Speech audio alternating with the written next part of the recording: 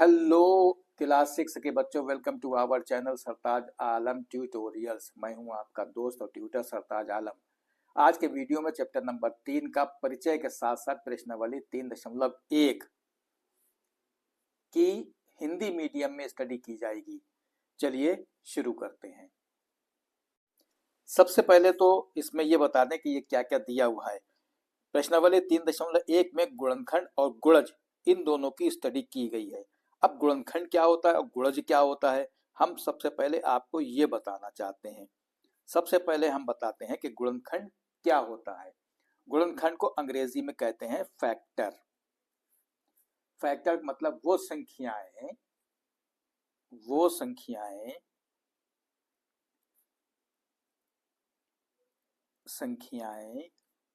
जिनसे कोई दी हुई संख्या विभाजित होती हो। भाई ये सिंपल सी इसकी डिफिनीशन होगी, सिंपल सा एक ये परिभाषित हो गई कि फैक्टर किसे कहते हैं या गुणनखंड किसे कहते हैं। वो संख्याएं जिनसे कोई दी हुई संख्या विभाजित होती हो। जैसे उदाहरण के लिए 20 है। 20 के गुणनखंड जो होंगे वो होंगे जो 20 में जिन जिन का टेबल जाता होगा, जिन जिन का पहाड़ा जाता होगा। जैसे देखो 2 से 2 धाम 20, फिर 4 पंजे 20, फिर 5 चौक 20, फिर 10 दूनी 20 और 20 एकम 20। इसके अलावा एक से भी डिवाइड होता है। 20 जो है वो कट जाएगा एक से, एक 20 आम 20, 2 धाम 20, 4 पंजे 20, 5 चौक 20, 10 दूनी 20 और 20 एकम 20। इस तरह से ये इसके हो गए गुणनखंड। तो क्या लिखा जाएगा, 1 2 4 5 10 20 20 के गुणनखंड हैं। कितनी आसान भाषा में हो गया, ठीक है ना। तो समझ में आ गया, ठीक है। अब है गुणज। गुणज गुणज कहते हैं मल्टीपल को, अंग्रेजी में मल्टीपल।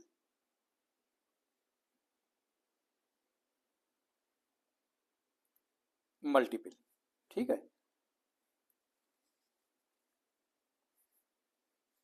इसमें ये होता है वो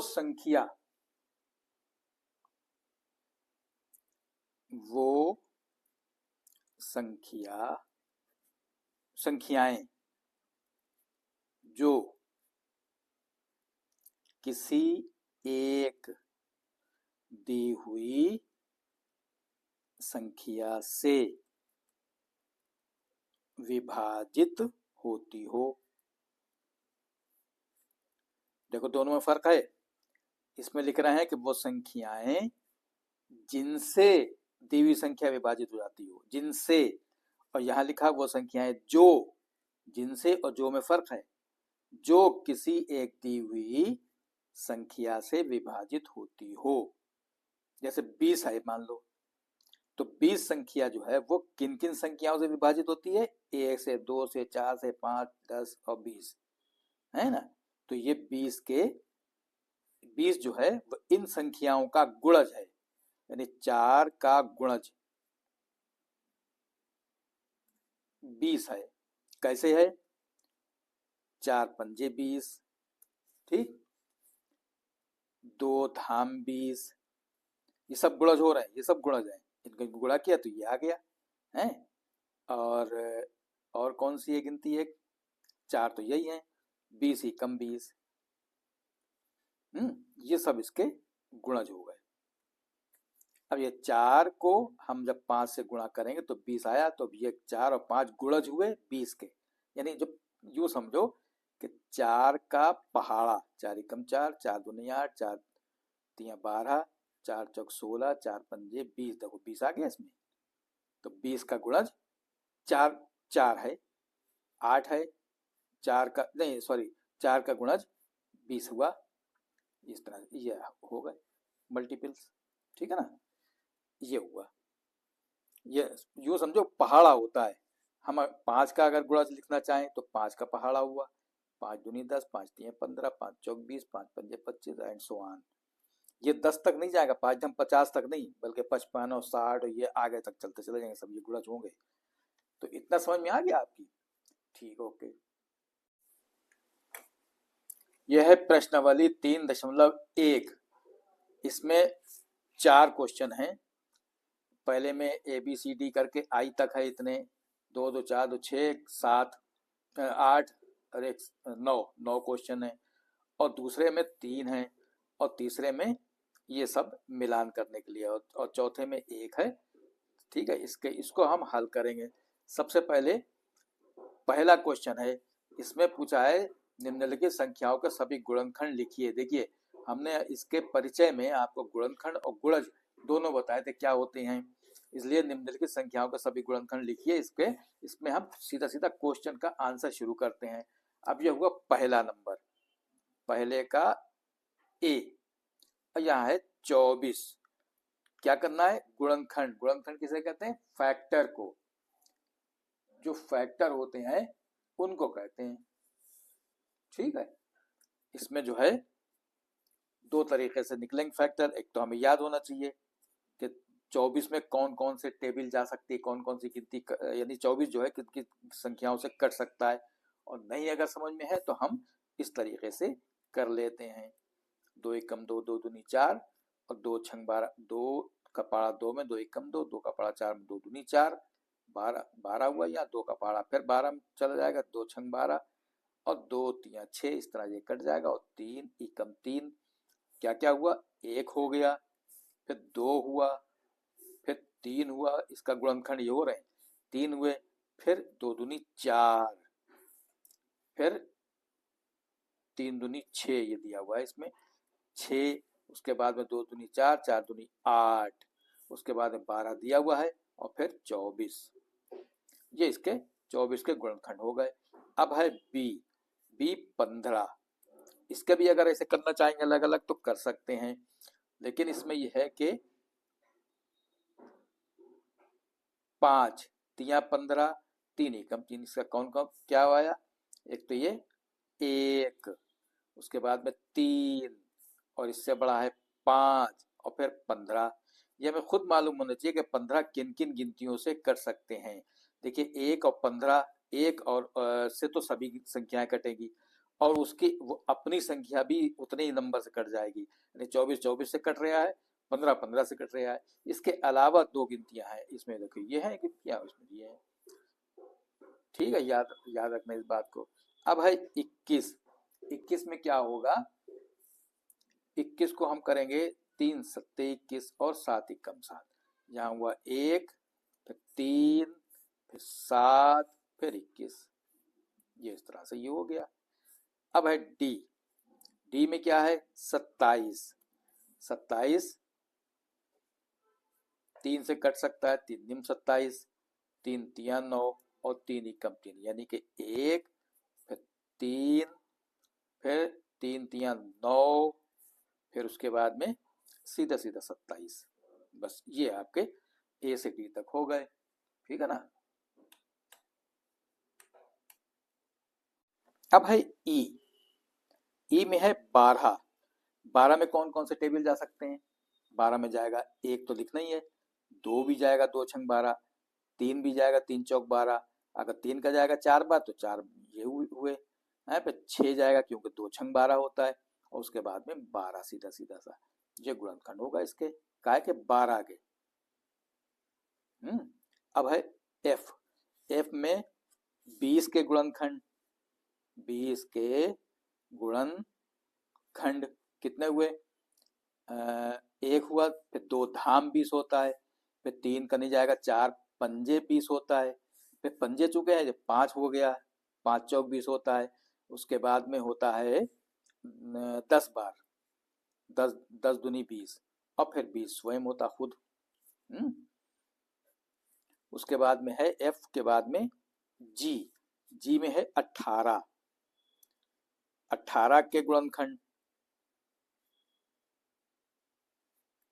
18 के गुणनखंड होंगे, 1 होगा, फिर 3 होगा, 3 छंग 18, नहीं 2 भी होगा, 2 नीम 18, ठीक है ना? 3 छंग 18 होगा, फिर 3 छंग 18, फिर 6 तियां 18, फिर होगा 9 दूनी 18, फिर 18। इसको यूं भी करके देख सकते हैं हम, 2 नीम 18, 3 तियां 9, फिर 3 एकम 3, 1 हो गया, उसके बाद 2 हो गया, उसके बाद 3 हो गया, उसके बाद 3 दूनी 6 हो गया, इसको गुणा करेंगे, फिर इसको गुणा करेंगे, 3 तियां 9 हो गया, फिर 3 तियां 9 दूनी 18 हो गया, ये हो गया इतना जी। और फिर एच, एच में है 23। देखिए 23 जरा मुश्किल है, 23 को आपको बहुत गौर से करना पड़ेगा। 23 में है सिर्फ 1 का होगा और 23 का होगा, क्योंकि 23 में कोई और पहाड़ नहीं जाता है। 23 अभाज्य संख्या है, हमने शुरू शुरू में अभाज्य संख्या बताई थी, वो 23 अभाज्य संख्या है, इसलिए इसके गुणनखंड सिर्फ यही रहेंगे। आई, आई है 36, इसके बहुत गुणनखंड होंगे, के गुणनखंड, इसके गुणनखंड कितने होंगे? देखिए 2 एकम 2, 2 अट्ठे 16, 2 नीम 18, 3 तिया 9 और 3 एकम 3। एक तो इसका होगा 1, फिर 2 होगा, फिर 3 होगा, फिर 2 दूनी 4 होगा, फिर 3 दूनी 6 होगा, फिर 2 दूनी 4 तिया 9 होगा, 3 तिया 9, फिर होगा 12, 2 दूनी 4 और 4 तिया 12, फिर होगा 2 दूनी 4, 4 तिया 12, 12 तिया 36, 36 से पहले 18 भी है ये हैं, 3 तिया 9 दूनी 18 और फिर 36। ठीक है, ये इसके हो गए। ये आपका क्वेश्चन जो था वो कंप्लीट हुआ। अब है प्रश्नावली 3.1 का दूसरा प्रश्न। इसमें है निम्न संख्याओं के प्रथम 5 गुणज लिखिए, यानी मल्टीपल लिखना है इसके 5 लिखना ही लिखा 5। अब इसमें 5 क्या लिखना होंगे? 5 तक पहाड़ा पढ़ना है आपको। कैसे? 5 एकम 5, 5 दूनी 10, 5 तिया 15, 5 चौक 20 और 5 पंजे 25। ये आपका ए का यानी 5 के गुणज सब हो गए। अब 8 के गुणज अगर लिखेंगे तो क्या लिखेंगे, कैसे लिखेंगे? 8 एकम 8, 8 दूनी 16, 8 तिया 24, 8 चौक 32, 8 पंजे 40। ये 8 के सारे गुणज हो गए, जितने भी हैं 5 गुणज मांगे इन्होंने, 5 हो गए। अब इसमें 9 में, 9 का क्या होगा? 9 के गुणज होंगे, 9 का टेबल 5 तक, 9 एकम 9, 9 दूनी 18, 9 तिया 27, 9 चौक 36, 9 पंजे 45। ये हो गए सारे ABC के गुणज, सारे गुणज हो गए। ये दूसरा भी प्रश्न पूरा हो गया आपका। ठीक है ना। प्रश्नावली संख्या 3.1 का तीसरा है। अध्याय 3 संख्याओं के साथ खेलना का प्रश्नावली संख्या 3.1 का तीसरा है। इसमें लिखा है स्तंभ 1 की संख्याओं का स्तंभ 2 के साथ मिलान कीजिए। अब इसमें देखिए 1 2 3 4 5 संख्याएं हैं ये लिखी हुई यहाँ, 35 15 16 10 25। इनका मिलान इससे करना है। ए 8 का गुणज है, बी 7 का गुणज है, सी 17 का गुणज है, डी 30 का गुणज है, गुणनफल है, और ई का है गुणनखंड है, ई का 50 का गुणनखंड है और एफ का 20 का गुणनखंड है। इसको हमने एक अलग कागज पे नोट कर लिया है। अब इसमें यह देखना है कि 35 जो है वो किसका गुणनखंड है या गुणज है। तो हम ये देख रहे हैं कि 35 में 30 50 20 कहीं पर नहीं आता है। अगर आता तो इसमें हम लिख देते गुणनखंड है, लेकिन 7 के पहाड़े में 35 आता है, 7 पंजे 35, इसलिए गुणज हुआ। पहाड़ा 7 के पहाड़े में 35 आता है, इसलिए ये मिलान हो गया, इससे मिलान हो गया। अब है 15 का 30 का गुणनखंड है। 30 को जब गुणनखंड करेंगे, 1 का 2 3 4 अभी हम गुणनखंड बताए थे, 30 में कौन कौन से पहाड़े जा सकते हैं, तो 15 का जा सकता है, बिकॉज 15 तिया 15 दूनी 30। अब है 16 का पहाड़ा न 30 में जाएगा, न 50 में जाएगा, न 20 में जाएगा, तो इसलिए गुणनखंड 16 का नहीं है। लेकिन 8 का पहाड़ा 16 में जाता है, इसलिए 8 का गुणज है ये मिलान हो गया इसका। अब 10 है, 10 का क्या है? 70 का गुणज है या 30 का गुणनखंड है, या 50 का गुणनखंड है या 20 का गुणनखंड है। तो ये 50 का भी गुणनखंड है और 20 का भी गुणनखंड है, ठीक है ना। लेकिन हम 20 का लिखेंगे क्योंकि 25 आगे है, तो ये 25 50 का गुणनखंड है। तो ये तो इससे मिल गया, ये इससे मिल गया। ये आपका कंप्लीट हो गया तीसरा क्वेश्चन, ठीक है ना, ये समझ में आ गया। ओके, अब प्रश्नावली 3.1 का लास्ट क्वेश्चन है, चौथा। इसमें लिखा हुआ है 9 के सभी गुणज ज्ञात कीजिए जो 100 से कम हो। इसका मतलब ये 9 का टेबल लिखना है और 9 का पहाड़ा लिखना है, वहां तक लिखना है जहां पर 100 आ जाए, यानी 100 से एक कम हो, ज्यादा ना हो, 100 से एक भी ज्यादा न हो, 100 से कम रहे भले ही।